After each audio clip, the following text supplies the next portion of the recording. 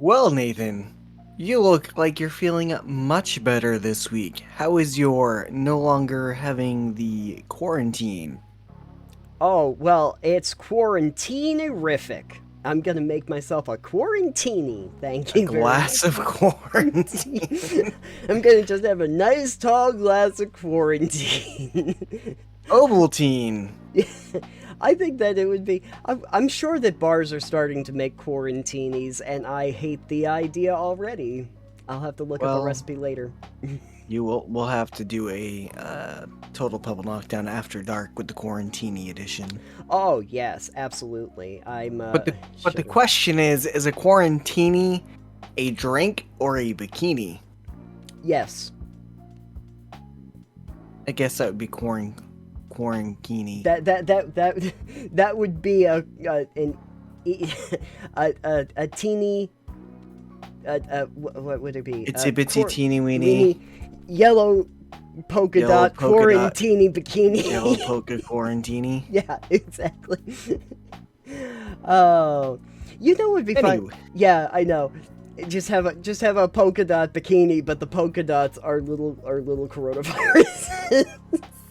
there you go. That's on brand. Mm-hmm. Somewhere in there we're demonetized already. That's okay. You can't be demonetized if you weren't monetized to begin with. You can be. Welcome to the show, everyone. I am Alex. And I am Nathan, and this is Total Pandemic Knockdown. And we are... and we're here for another only all-killer, no-filler episode of the show. Total Pandemic No, but let's not do that. I got stuff for you, Alex. Oh boy, This is gonna be good. let's get right into it. Okay, let's get right into it. Today we have a weekly Muse. And when I was going through researching some stuff that we're going to talk about later in the show, Oh boy. I stumbled upon some odd gaming stories. And I might talk about a few of them in the next few episodes, but this one came across my path and I thought to myself, this is just so weird. So odd. I must talk about it on the show. And so I'm going to give you the link because this makes no sense to me. Oh boy. So Dog the Bounty Hunter. Do you remember him from way back when? I try not to. Okay. I don't tend to watch television, let alone terrible television. Yes, and frankly, most people probably have not heard his name spoken very much in the last decade or so. But that has not precluded them from committing to making a series of video games. Not just one, a whole series. A series of video games about his life. And so I thought to myself, that's the weirdest thing I have ever heard. And just an odd take. I'm fairly surprised that it's not a Tiger King series. Wait for it. No. Don't worry. That all they do is they just reskin the Zoo Tycoon for Tiger King. That'd be great. But anyway, from the comicbook.com article, Dwayne Chapman, better known as Dog the Bounty Hunter, poised to become a star in the world of video games. Longtime television personality revealed today that he has signed a new deal that will see him lending his identity and likeness for the purpose of making games. First, as part of this collaboration has yet to be announced. Sounds like it will definitely won't be a one-off venture, and it even sounds, when I go deeper into the article, that these will probably be coming out relatively soon, or at least the first one. Great. Yeah. Now, okay, my first question is, who's making the game? Thank you for asking that. It is Virtual Interactive Technologies are the ones that are going to be doing that, and I know what you're thinking. Who the hell? Who the fuck is that? Who are they? So I did you a solid, and I actually looked up a little bit about the company. Oh, good. Thank you. That's a solid a solid thinking ahead for once. Yeah. Yes. And unfortunately, they don't give me a ton of information about them, but basically what you need to know, Virtual Interactive's Technology Corp, it's a Denver, Colorado-based video game production, publishing, and technology company. They have That's a mouthful. I know, right? The company has a portfolio of 5 video game titles that include, wait for it, Oh boy. Carmageddon Max Damage, I feel like wasn't that like a PlayStation era game? well, Like I mean, PS2 era, sorry. the original Carmageddon. If you're Oh. thinking but these would be newer. Okay. Carmageddon Crashers. They're really leaning into the Carmageddon thing. Interplanetary, the enhanced edition, Warbital, and Catch and Release VR. Warbital? Yep, Warbital. That's a what kind? I don't even know what type of name that is. Don't worry, I can tell you. It's orbital, but Yeah, it has a W in front of it. Anywho, basically it's like a gravity shifting game where you, like around planets. Like, do you ever remember the no, you don't, but Angry Birds in Space, like they did the physics base, but it goes around the planets and okay. stuff. This looks. Boy, I can't wait for the people that made this to make a Dog the Bounty Hunter game. Oh, I know, right?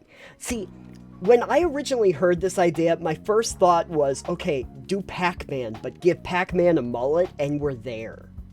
The ghosts jumped bail, and Dog the Pac-Man has to go and hunt down Okay, you said they made Carmageddon Max Damage. Max Damage, yes. This says it was Stainless Games Ltd, published by THQ Nordic. Well, then somebody lied to me. Were they the production company though? Stainless Games. Because they are involved, or at least the guy that's kind of like at the head of it has been involved in a lot of different companies over the years. Stainless Games is unannounced VR game, Carmageddon Max Damage. Unannounced collectible card game, Magic Duels, Magic 2015 Duels of the Planeswalkers. Shock Rods. Boy. I don't know. I know a couple of these, but unannounced collectible card game. I like this one. Oh, that always sounds good. I can't wait for that. Anyways, I don't really care. For that matter, though, Warbital is at like the developer and publisher is technically referred to as Team Jolly Roger. I think Virtual Interactive Technologies, the Denver, Colorado-based video game production, publishing, and technology company, is more of the behind-the-scenes like financial institution for a lot of these. Sure. Yeah, but yeah. So then, who's gonna actually make the game? Is my question. Who knows? I'm gonna guess one of the development houses that they currently work with. But no idea which one. Let me just see. They might be able to actually tell me. I don't think they do. Okay, so they do. What kind of game are we talking about with a Dog the Bounty Hunter video game? Unclear. But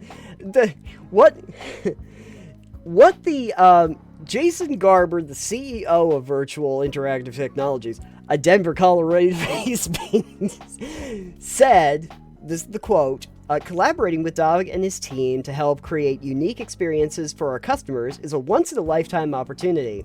Dog's successful career in reality television and his widely recognized persona will provide us with exceptional content to build a number of exciting and engaging games. I hope it's a parody of his life and he hates it. Oh my god, that would be amazing. What if they just took the GTA Trilogy Edition just and put him in it. reskinned it? Just Instead put him of in it. playing, the Rossetti or CJ or anything like that, Yeah. you just up and make Dog the protagonist of the game and just run around. Instead of get jacking cars, you just catch bounties. Yeah. I mean, there's got to be something in there. I mean, you know what you do? is you just take the Carmageddon, right? But it's just Dog in the van. And he goes around and he just What if runs we into just buildings. reskin The Witcher? Oh my god, yeah, the hair is almost right. Or we can just make a mod for Skyrim. You could make a mod for Skyrim, yeah. Is there already a mod for Skyrim for Dog? I'm not looking it up. No. It's probably better if you don't ask. There's already Macho Man Randy Savage in Skyrim. I don't need Dog the Bounty Hunter. Yeah, but the difference is Macho Man Randy Savage is a legend, so we're gonna... Oh yeah! Absolutely. And Rowdy Roddy Piper, you know? I need a lot more. This last paragraph, though, is my favorite paragraph of this article. It says, as a whole, this is a pretty strange announcement to see come about. The height of popularity for Dog the Bounty Hunter was surely well over a decade ago, so to make multiple video games about him in 2022 is a bit bizarre. Still, there will surely be an audience for whatever these games end up becoming, so it does make sense on that front. Does it? No. I don't think How would that make does. sense? I love... It's like, oh, his popularity peaked about a decade ago? It's a little weird to make a game now, but someone will buy it. I mean, no one really remembers who he is and everything, but I guess it makes sense because there's an audience for it. No, I think you just talked yourself into a corner, my friend. Yeah, I'm not really sure, and I don't have the analytics to back this statement up, but I'm pretty sure most people that watch, what channel did it air on? TLC? Yes? Probably. I'm pretty sure most people watching that aren't big video gamers. I wanna guess that. I'm thinking the crossover is not high. There's not a lot of intersection there. Yeah. You know, if they made like an Animal Crossing version of it, where he's not really, doesn't look like Dog, but he looks like a little avatar version of Dog that looks like him and can do stuff like that, that might sell. That might sell. Oh, if they made Mortal Kombat. Yeah, just make Dog the Mortal Kombat hunter. Yeah, the Mortal Kombat hunter. Yeah, absolutely. He goes, get over here, and he goes, oh no, you're running. Oh, yeah. Oh no, shit. What do we get? I guess you gotta run him down. And then you get like a life lesson out of the Maybe whole thing, just let you run them down in his car, since they have so much experience with Carmageddon. With Carmageddon, yeah, absolutely. There's some possibilities here. I could see the kind of game they could make out of this. Or an anthropomorphic dog. Who is a bounty hunter with the personality of Dog. That might sell. That might sell. It might sell. Who knows? The virtual interactive technologies seems to just to kind of give you an idea what it might actually be. The company finances development of video game projects to be released on various gaming platforms, has an emphasis on mobile gaming, virtual reality, and new and emerging game technologies. So they're probably going to try to make it a mobile game. I imagine it's probably mobile. But you know, VR. I could almost see a Pokemon Go style clone where you have to go and collect bounties in the real world working. Right. As an AR game. Oh. That could make it work. It's like, oh yeah, there's a bounty, go collect, do this task over here. Something like that could be interesting. And you go down like the side streets or building and you have to collect mullets. Yeah, collect mullets. Collect mullets wherever you know, go. See how many people we can get out of their home and chasing down fictional augmented reality ghosts. Oh yeah, absolutely. Yeah. Augmented reality ghosts. Oh yeah. No, it's the ghost cops. Get out of the way. I do like the idea of a VR game, though. That would be kind of great. That would be terrible. I don't think I want that. So bad. But at any rate, I mean, it kind of got me thinking about the idea of like, if this is going to be the wave of the future, are we going to just have random like reality show stars from like 10 years ago? I hope not. They just be Did they ever even make a Survivor game? I think they made a Survivor board game. That doesn't. No, I meant video game. Oh, a video game? Doesn't quite count. Maybe. I mean, the thing about it is that survival is a whole genre in itself, so you'd have to kind of a crowded marketplace. They're not going to be able to make Green Hell or something like that. But I don't know. But anyways, the point is, reality shows probably not your best bet for making video game content. You're probably gonna have a little bit of a hard road, but you know what? I guess we'll find out when this comes out. Hey Nathan, depending the platform this comes out on, I think you should stream it. Oh yeah, and you know what? I gotta find a mullet to wear while I do it. I'm gonna find a mullet and get some glasses. It'll be the most hair you've had in years. Thanks. That's great. Hey, this is why I needed the VR experience, so that I can finally have the virtual reality feeling of having hair. No, because we don't see you in VR. Oh yeah, but you know what? It's just for my edification. Okay. More than anything, it's Okay. important. Anyway. So our new patron goal is, at enough money, we'll get Nathan a really nice mullet. Yeah, exactly. Your patron dollars at work to buy Nathan a really sweet mullet that he can wear for every episode. I will wear it on at least one episode of the show. That's the rule. A month. Every month there's going to be Mullet Mondays. We'll get you a big one like Wayne's World style. Oh, perfect. I would absolutely love that. Yeah. Or Joe Dirt. Or Joe Dirt, yeah. Some other wonderful characters to make video games out of. Yeah. Or in the spirit of this topic, it can be Dog the Bounty Hunter. Yes. Yeah. All great subjects for games. Can't wait to play Wayne's World. We need to make a game and call it Mullet Quest. Oh, Jason Anarchy. Get on. That's a collectible card game if I ever saw one. Oh, this is hell. We're in hell. We're in hell. Okay. Okay. Let's get off of Dog the Bounty Hunter now, because I can't. We get somewhere in there's somewhere to end that on, I'm sure. Yes. Don't worry. We'll end it after Mullet Quest. After Mullet Quest. Absolutely. Okay. So now we have to get serious for a minute. Do we have to get serious for a minute? Doesn't have to be that serious. Alright, good. Let's not get serious for a minute. Mm-hmm. Alright. Okay. But it is a subject that I wish we didn't have to talk about, but here we are. Alright.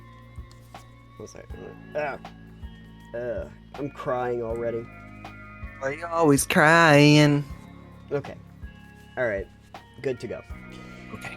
Alright. Okay. So, this week we have a soapbox, and, it's not really a soapbox either of us really want to do, but here we are. So I guess we got to talk about NFTs. Unfortunate. As it stands, unfortunate that we do, but here we are. NFTs have started to pervade gaming, and it's primarily video gaming that we're talking about here, but don't you worry, eventually they'll figure out how to get them into the tabletop market. Just imagine collectible card games, Alex, but all the cards are digital, and you only have a specific one that you can buy. I mean, that kind of exists already with, like, Hearthstone and Magic and stuff, but they're not one of a kind.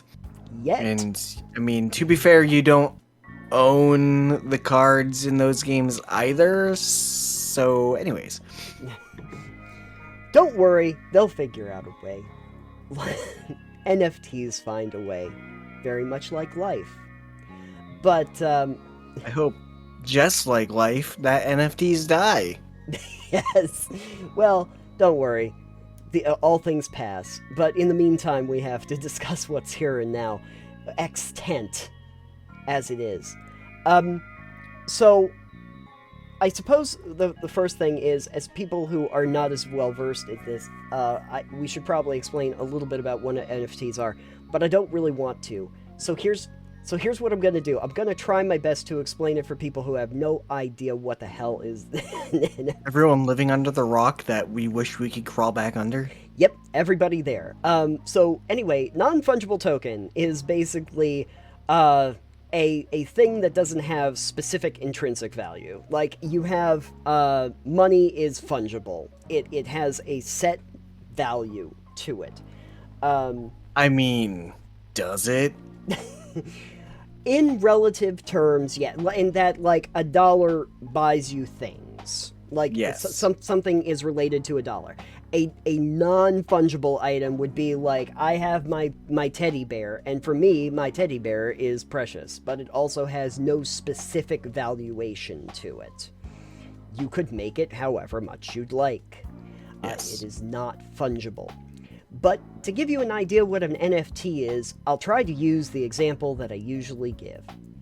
Okay, imagine you had $1. Oh, that'd be nice. That'd be great. That'd be great. Imagine you had $1, and you thought to yourself, I like this dollar, but I wish the dollar was worth a lot more money. And so you took a picture of the dollar, and then you turned it into like a pixelated graphic version of that dollar, and you put some googly eyes on it. And you said that this is the only one of those pixelated dollars with the googly eyes on it that's ever gonna be. And I'm gonna make it an NFT so that it cannot be, copied or redistributed, or there can be other copies. And then I went and I sold that for $40,000. Kinda that. Okay, but you're forgetting the one point where you sell that for googly-eyed pictured dollar that you just made as a NFT. You're missing the point where you sell this picture you took of it and turned into an NFT, but you didn't really sell it. You sold like a certificate of authenticity. So the person who bought it doesn't have any rights to the object or its likeness. Oops. Oh no, whatever will we do? I was actually discussing this the other morning, with someone in another Discord, and they're like, don't you own the rights to it? I'm like, no, you don't, actually. It's basically going, I've got the deed to the house, but I don't own the house. Yeah, that's great. So what are your legal rights when you have to figure out ownership? That's a good question. Up for debate. Anyway, in the meantime, there will also suck so much energy out of the economy because they have to use a lot of energy to constantly verify themselves. They're not good environmentally either, folks. But that's no. But anyway, so a couple articles came up when I was researching that whole Dog the Bounty Hunter thing, and the first one I wanted to mention was actually from Market Insider. Just to explain the reason why these aren't going to go away anytime soon. A new video game project pulled in over $55 million in less than 1 week entirely through NFT sales of virtual land. There's a bunch of those projects going around. Yeah. The game called Legacy, which is not even out yet, it's an upcoming game, was able to sell land for what amounts to 242 Ethereum, and actually a single plot of land happened to sell for 242 Ethereum, which is roughly $922,000. That's a lot of money for something that's going to be worthless in 2 months. And more importantly, something that is literally a virtual plot of land in a game that has not released yet. But okay. Something people that Nathan didn't look into, I'm assuming, but if anyone wants to look into Earth 2, there's a whole debacle with that, and the land parcels in that, which were kind of up here in price because they were kind of set by the company making this game. The economy crashed in that recently. Yeah. So when the price is here, and now the land parcel is way down here. Yeah. So, yeah. There's another game if you want to look into. Upper Echelon Gaming has a bunch of videos on Earth 2. I'm sure. But the thing I remember too about Earth 2, was it Earth 2 and possibly Second Life? I remember that there were whole things where you could buy for quite a bit of money actual virtual storefronts, and then you could sell Well, virtual items in there, which isn't maybe NFT, Second but Life. Second Earth Life. 2 currently is just like a Google Maps overlay. Oh well, that sounds like I don't want to use it. It doesn't exist, really. Yeah, I get you. I don't like that. I don't like No. that.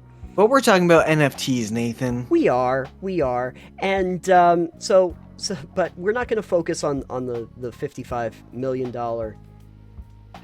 legacy thing. What I wanted to do is take an article that's probably not trying to tell you that NFTs are bad, or that you shouldn't get them, but is actually doing the complete opposite. And I think that that's one of the things that I wanted to hit on in an article that was released by I want to say it is dot esports. I want to say it's the very smart dot esports. Yeah. And it is. Good. I was right. Called the 5 best NFT video games. Because apparently there is such a thing. No.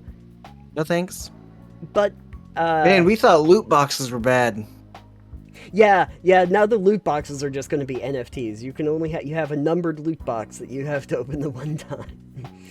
No one will want to open it because then it's not valid. It's only the content that's inside. You don't know if it's going to be worth anything.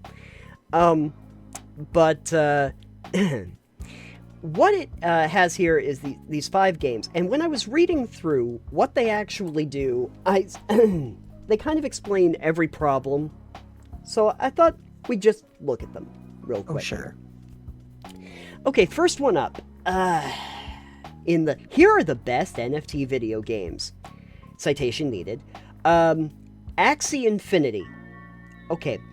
Over the summer, Axie Infinity became the holy grail of NFT gaming, so I already hate it. Though the game has already relatively popular in Google and Apple's Play stores, it suddenly became the hottest NFT game after its governance token, Axis Infinity Shard, increased in value by almost 5,333%. Wow. Yeah. It's a game that resembles Pokemon because you breed and collect digital pets named Axies. All of them are NFT based, which makes them unique and different from each other. Okay, already see a problem with this. How do I catch them all? You can't. I can't. Nathan. I can't catch them all. This is not Pokemon. I can't catch them all. They come with strengths and weaknesses, and these specialties can be genetically transferred to Axie's offspring, turning breeding them into a real challenge. Most players will often be after the Axie with the perfect specialties so they can take on other players in PvP battles. So basically, I just need to buy the Axie that has the best stats as an NFT, and no one can challenge me because I'm the only one that can own it.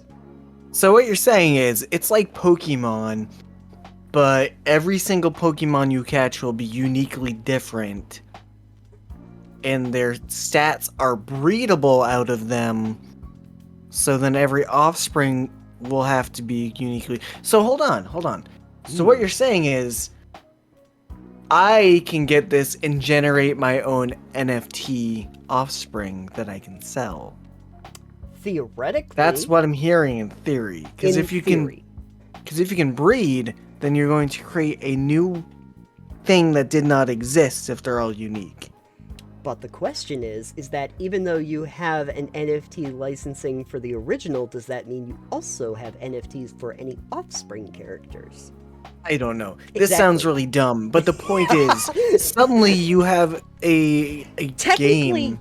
Technically, yes, I see where it is. It would be like if you were a dog breeder or a horse breeder or something like that, and you took the horse out to stud, and then you'd had foals, and you could sell them. If we were talking about the real world. We're not. But we're talking about the fake world. But I'm sure that's what they're trying to get 2. But it does feel like this is, again, the idea that the people that are going to have the best versions of this are just going to be the ones that can make money, because everybody else really can't, because they don't have good enough stuff to work with. Here's a fun other thing. Game's second in-game currency, Smooth Love Potion, can be earned by completing quest battles or adventures. SLP can also be purchased off of crypto exchanges, of course it can, and it's mainly used for breeding axes. So use your crypto to buy a Smooth Love Potion so that you can breed your axes so that you can get another. That's gonna look great on the public ledger. Oh, it's gonna be great. Why did you spend 15 of your coins on something called a Smooth Love Potion? Look, it's a really good investment. Just trying to explain to people it's a great investment. We should get some of those for Valentine's Day. Oh, I need Smooth Love Potions in my life.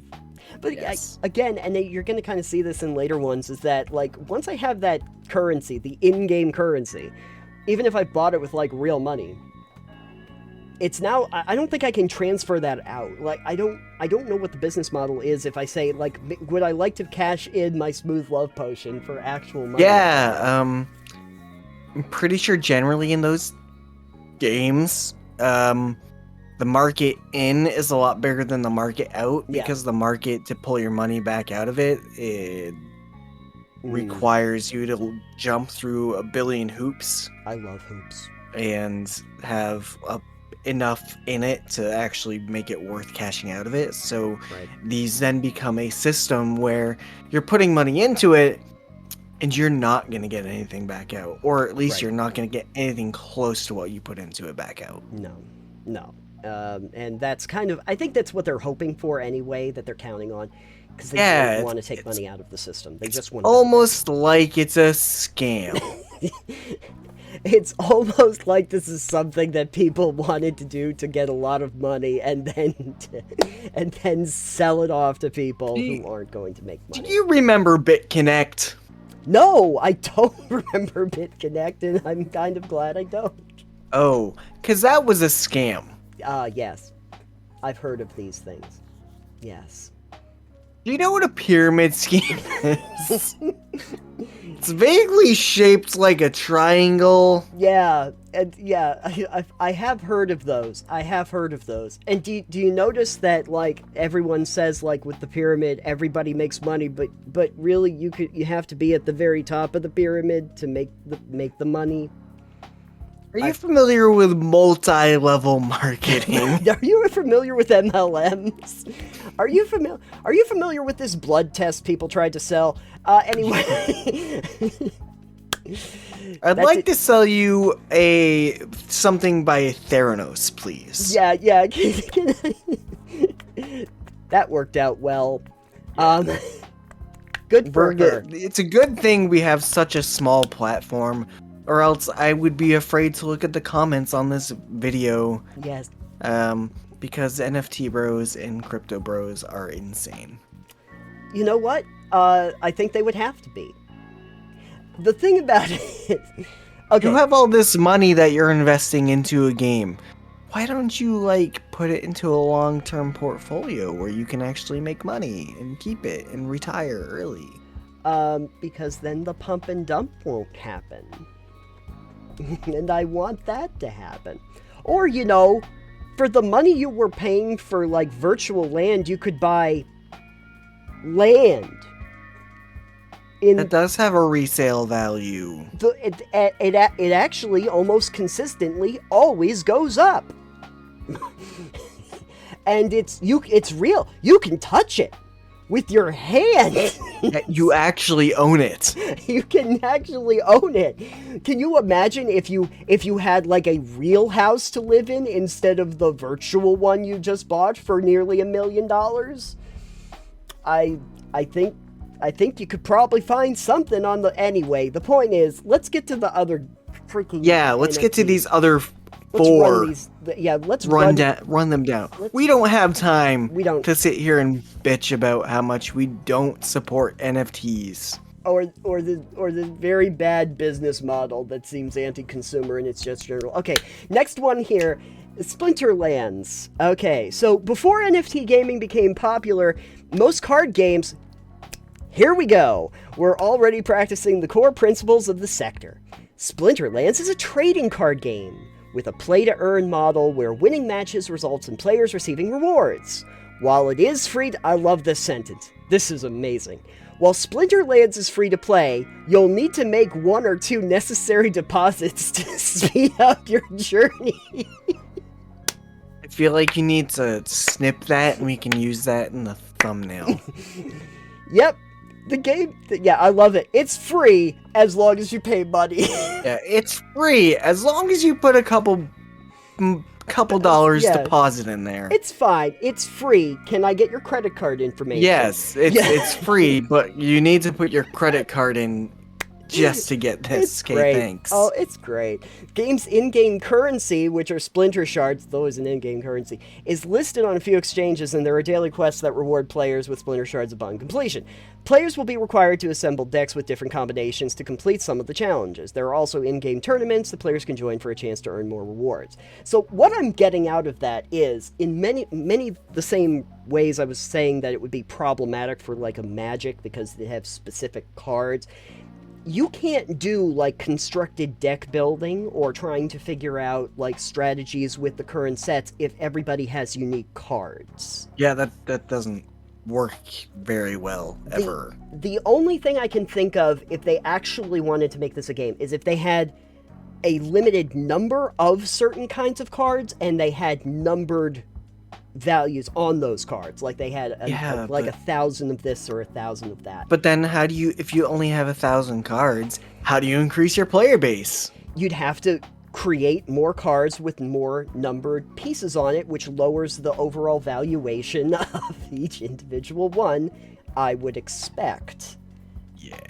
But like the reason why a lot of people will play in tournaments and stuff, like they're saying in-game tournaments, is because you have a certain set of what the cards are that are allowed in what tournament format you have, and you can figure out how to actually, utilize those against each other. But if the cards are all unique, I don't see how how are you going to tell that your deck is being built in a way that somebody else couldn't try to model it or improve upon it if they can't have access to the same cards? Right. It doesn't... Let's move on. Yeah, let's move on. Gods Unchanged. Again, a free-to-play NFT card game. Players will need to purchase cards from other players to... Not free to... Okay, I guess maybe it's free to play. You can download it for free. From the... Like, the game is free, but if you have to purchase cards from other players, what do you start with? Exactly. It's technically free to... Basically, they're saying it's free to download.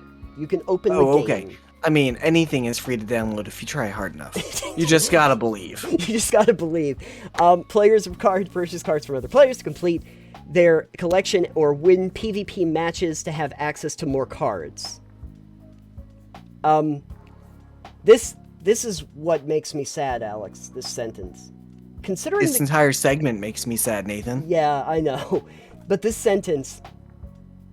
Considering the game's developers include some of the former directors of Magic the Gathering, Gods Unchained also possesses the highest chance of breaking into the esports scene. Are they former people that worked on Magic the Gathering because they were fired for suggesting Magic do NFTs? Because that'd be great. I would actually gain a lot of respect for Wizards of the Coast if that were the case. Yeah. I really would. Yeah. But into the esports scene, oh great, I'm so happy. Yeah. Card games tend to be quite competitive at higher levels. No! And Gods Unchained checks all of the boxes to potentially become the first NFT-based esports title. And it's gonna get downvoted into oblivion. Yep. Each card in the game is backed with an ERC721 token, meaning players can trade them on the game's marketplace or open markets. If players decide to sell their cards in the game, they'll only be able to get paid in the game's native token, Gods. So, to just clarify that, You can buy tokens with real money. You can then only use them in the game. You can't take them out of the game. Yeah, this is generally how these things work. Is you can put money in, but taking money out is not easy. Yeah, that's not how it works. And like to be completely fair, like the microtransaction model that they've had in a lot of games up to this point with the loot boxes and stuff, it's the same thing. You know, but it's just that now you can pay a lot more for the currency and the thing that you are getting. Yeah, but in a lot of cases with the loot boxes, you're not expecting to be able to get money back out of it. True. Unless you can trade the items. Yeah, so the in-game currency is the thing that you can't really... But you need to have, like, the in-game currency to do shit. so, moving on. CryptoBlades is a unique web-based NFT game that uses the Binance Smart Chain ecosystem. That sounds dumb just in general. It does. In CryptoBlades, players get to acquire a maximum of 4 characters and gear them up by completing raids or various tasks. Oh boy. So 4... Raid, Shadow CryptoBlades. Yeah. NFT, Shadow Crypto. To mint or create new characters, players are required to use the game's token skill. This native currency is also used to forge and reforge weapons, which can be sold on the CryptoBlades marketplace. While each player is limited to holding a maximum of 4 characters, you were probably wondering about this, there isn't a limit on the number of weapons players can have on their accounts. Oh, okay. If you're looking to add a new character to your roster, you'll need to sell one of your existing ones on the game's marketplace. So, I want to get rid of my crappy character. I'm sure that's going to sell for a lot of money when I can only have 4. And the other person can only have 4. But you can have as many weapons as you want. And of course, those can all be unique. And so you can... So there's that. Right. Anyways. And, this is dumb. And finally. Binamon is an adventure-style NFT game. Players get to control a single character with a standard set of controls. Oh, only 1, not even 4 now. They can advance through levels by defeating enemies, and the game provides a series of attack options when encountering an adversary. So, kind of like a turn-based RPG, I guess. Winning will yield more points, but there's a small barrier to entry. Of course there is. Okay. To kick your journey in Binamon, you'll need to purchase your first character. You can do so by buying booster packs with the game's native currency, Bimon. It's also possible to acquire individual characters, but you'll need to visit the game's Discord and check if there are any available characters. They've even brought Discord into this. Of course they did. Because of course. So, and then there's just like a boilerplate thing at the end about NFTs. Projects capitalized on the success of cryptocurrencies over the past years. And while almost all NFT game projects try to deliver their roadmap in time, there will be ones that struggle due to low funding or a lack of players. No, really? No. This means that if you're picking up a relatively new NFT game project and plan to invest real-life money to give yourself an advantage, make sure to only invest amounts that you're comfortable with and not getting back. At least they make it clear. At least they put that one little very, very... thing at the end. Clear thing at the end, yeah.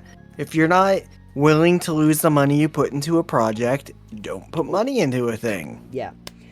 Because it's kind of like with the stock market. If you're not willing to lose all the money you put into it, don't do it. Don't do it. I can attest. It's not a good idea.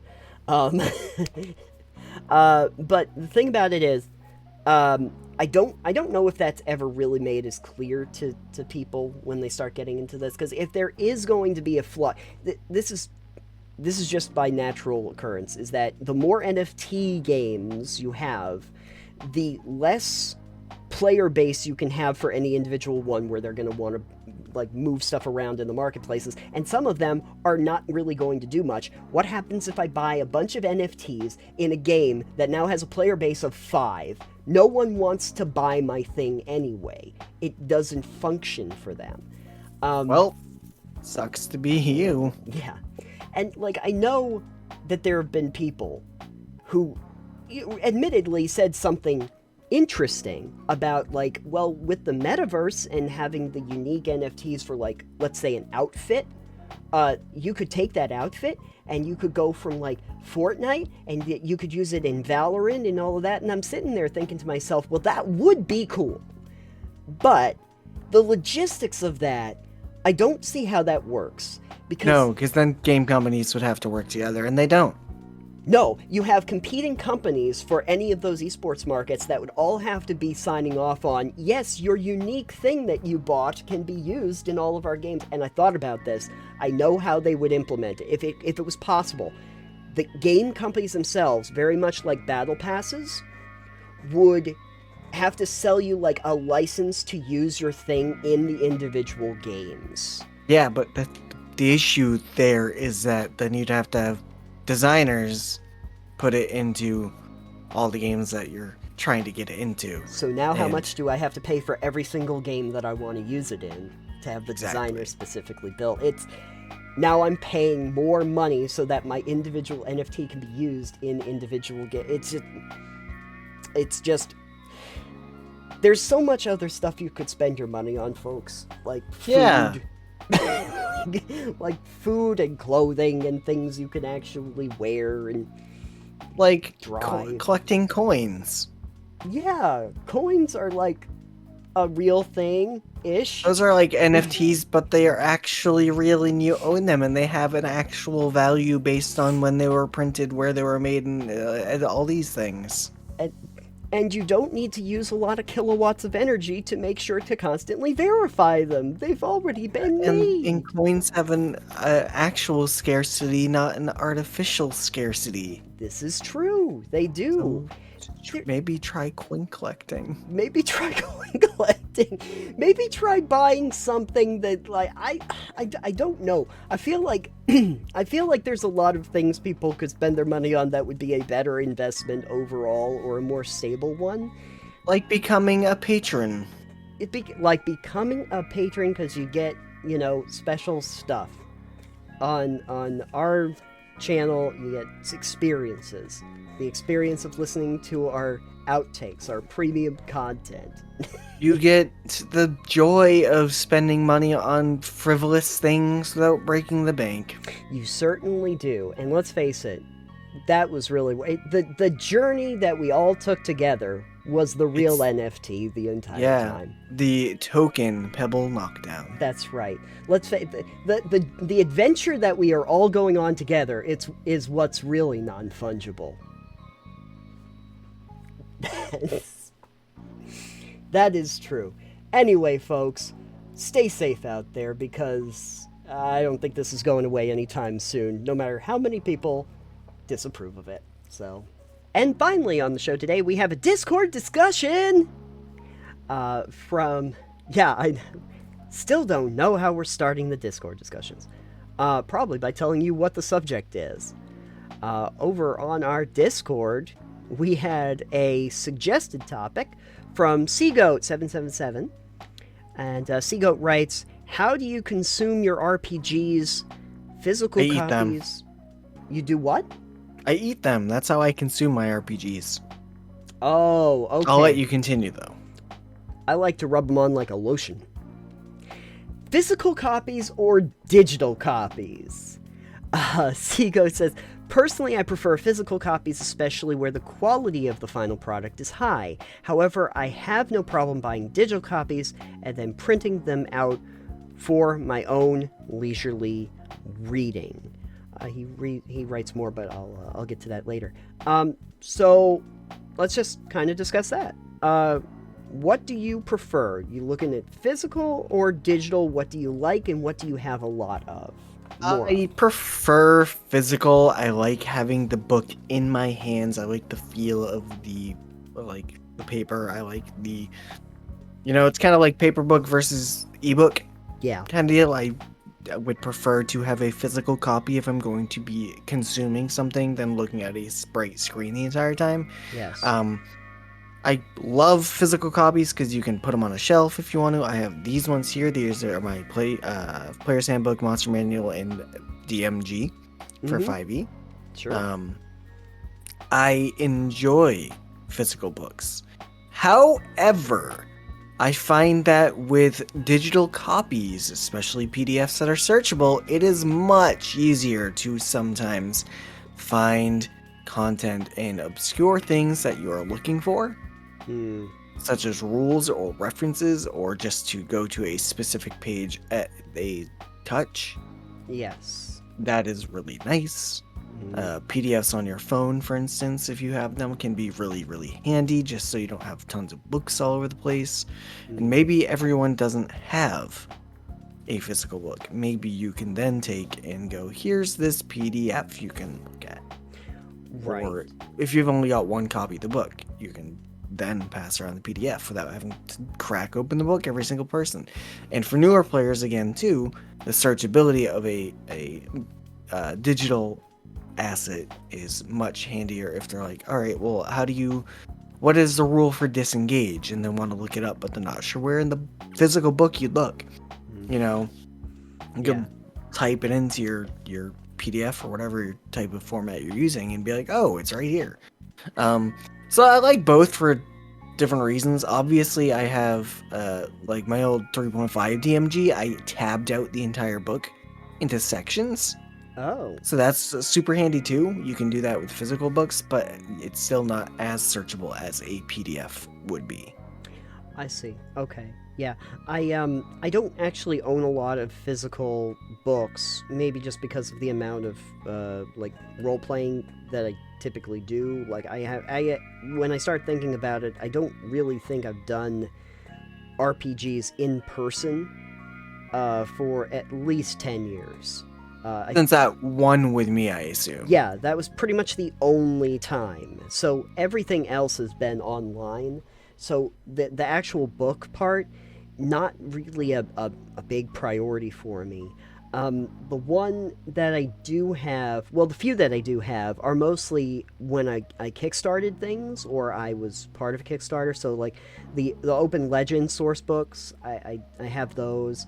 I think I have Teddy Bear Island, or I have a book about Teddy Bear Island. So I do have a few things like that, but I think the reason why digital stuff usually appeals to me is mostly because if I am doing a lot of online sessions, or if I'm doing streaming or anything like that, it's more convenient for me just because I'm going to be at the computer anyway. But also, if I need to make sure that I'm referencing something and somebody else also has that PDF handy, they can say, go to this line, right? Like, we can look at the PDF at the same time. And I can say, yeah, I'm seeing this here, and we can reference it there. So, it's more of a convenience thing. And also, sometimes if you're able to like search the document, it's usually easy to do a digital search inside of your document than to try and like go to the go to the index and then figure out which page is referencing for the thing. I definitely, where you use it online for games, that definitely makes sense. Where you'd rather have a digital copy on your screen in front of you while you're gaming. Yeah. Like even because you and I both have dual monitor setups, so you can have your book over here and your camera over here. Yeah. And it's like, oh, I need to do this, and then you can like look over there. And the other thing with that is on the computer, if you're playing on that, you can also have like notes, or, like a notepad open or something up like that. Yes. That you can have all your stuff in if you need to. Right. As opposed to like having a physical notebook, which again is great to have, but it becomes a lot more difficult to manage that. Right. In certain aspects. Right. Even in the physical realm of things, I would say it's probably more useful if you're like the GM, just to have a digital copy, only because those books, when you have to have like you have to have the monster manuals and the GM manuals and the splat books or anything like that, that's just a lot to be carrying around with all of your equipment. It is. And so it's probably more portable for you if you can just have it on a phone or a tablet even, and you can just load it up. one of my friends years ago when I was hanging out with them and was going to their place to play different RPGs and all that, had just like an iPad, Mm-hmm. and they just used the iPad for an RPG library. Sure. So it was like, oh, here's all the books I've got, which may or may not have been legally acquired. Because, you can find PDFs anywhere online. But just a ton of books. So it's like, all right, yeah, go through any of these books. It was all the Warhammer books, role-playing games, Mm-hmm. all the D&D, Pathfinder, etc. And it's just, you can have those sorted out into a library. And so, like, to me, that's the ideal use of an iPad. Yeah, Because I absolutely. don't use tablets, like, at all, ever. Right. But as something, like, just to have a book in front of you, Mm-hmm. easily going through, that is really handy, because a laptop is a lot bulkier, too. Yeah, it certainly is. When I started playing the 1879 game, obviously it was just easier for them to like send me a PDF that had just like character designs and stuff like that, and they could just throw that over to me rather than trying to send me a book. Because it's free, just right through the ether, and then I have one, and I know that I'm referencing the same thing in real time. Um, so that's handy. I've also found that if I'm doing 5e, to be completely fair and to give props to D&D, the Beyond character creator that they have on D&D Beyond is really good because they'll let you like lay it all out. They'll go through the individual stats. They'll generate your entire character thing. They'll let you click on individual parts of it if you want to roll for like different stats. So like I can say like, yeah, this is my perception and I have a +8 or whatever to perception. And if I just click on perception, it will roll a virtual die for me and tell me what I got on that roll. Oh, Same for that's like neat. saves and stuff. It just does that. So I just find that incredibly convenient and very streamlined, and it's well thought out. I'd love to see more companies start implementing stuff like that for digital character sheets and stuff. But I think the possibilities of that like virtual element are really handy, and it made it a lot simpler for somebody that's new like me Yes. to systems to figure it out. Because honestly, if you had just given me a physical one and show me the player character book, the player facing book, I probably would get very lost and not sure if I was making the character correctly in the first place. Makes sense. Yeah, so I understand that. It is very nice, like you were saying, to have physical copies of books, though. If I ever redo my background, I'll put what I have out for those books because it's great to have them, and it is hard to get away from the feeling of actually holding that in your hands and paging through it and getting to like really see the artwork and really just like hold it in your hands, especially if you have a power outage. That's also handy.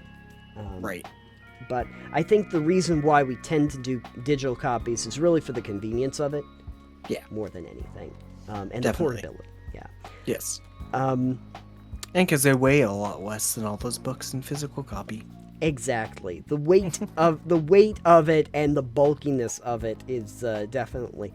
I remember like back in the day, I keep thinking like the original D&D players, the original role players, they must have gotten a good workout lugging those things around. You know, those were heavy tomes to be carrying around with you.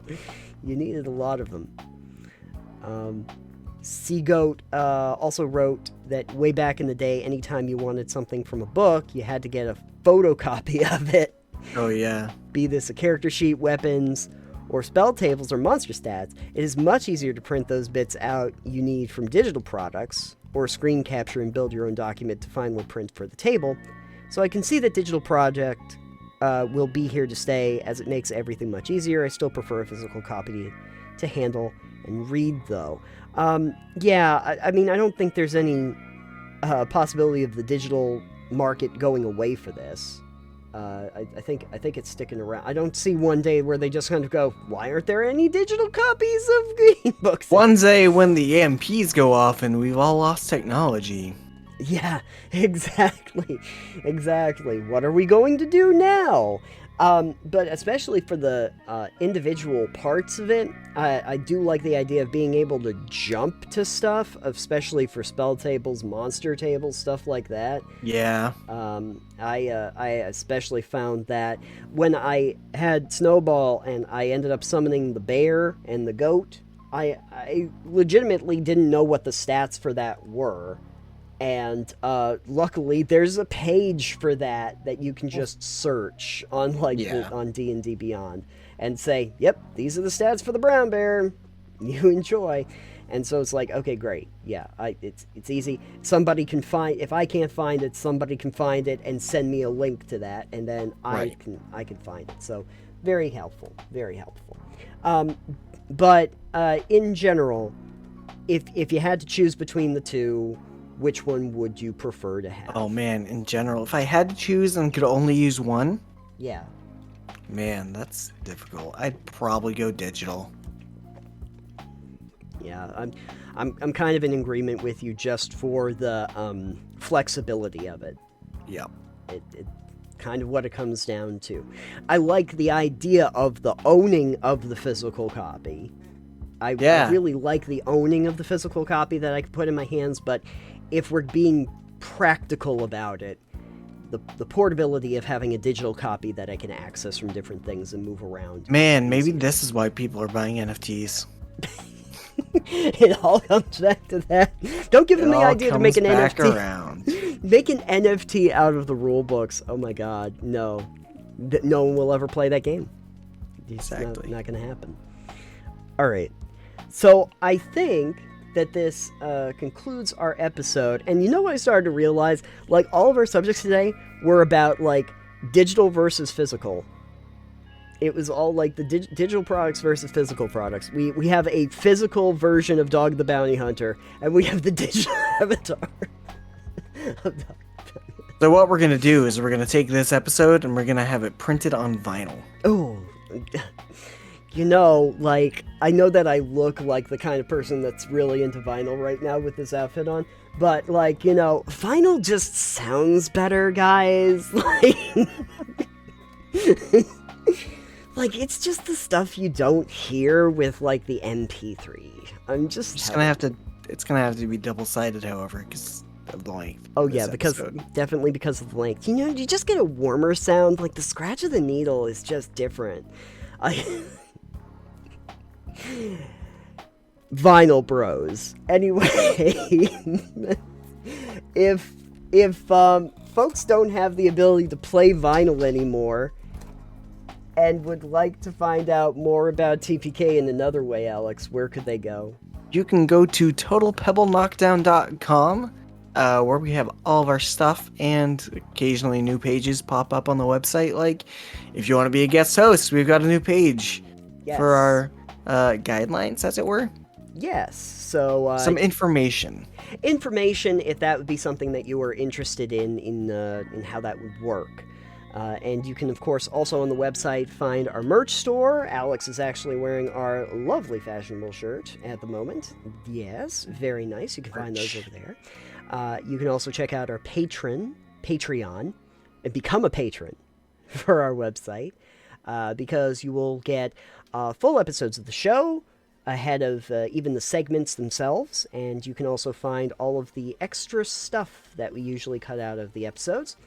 At least the stuff that's worth saving for our patrons. So check us out there. And you can also find our podcast on basically every podcast app known to man. Except, I don't know, GeoCities. You can't find us on GeoCities. Who knows, you might be able to. Actually, you can probably find us on GeoCities too. If you find out, let me know. I'd be really interested to find out. And if you wanted to know how to tell me, you can also find us on social media. And I am at Citanium I am at EXP Limited, and the show is at Pebble Knockdown. That is correct. So, hey, you happen to find us over on GeoCities, just tag us. We'd appreciate it. I want to know these things. Okay, so hopefully before we get made into an NFT, we're going to get out of here. Thank you everybody for listening to the show. I hope everyone's looking forward to Token Pebble Coin or whatever we're going to do eventually. Whatever we're gonna call it. It's going to be very exclusive and nobody can have it but us. It will be like Gollum with the ring. Just like, precious. That would be amazing. Terrifying. Bye, everyone. Goodbye, precious. See everybody. Everybody, see. There's somewhere in there, there's a cut. There's an outro in there somewhere. Somewhere in there, there's an outro. Cut it out.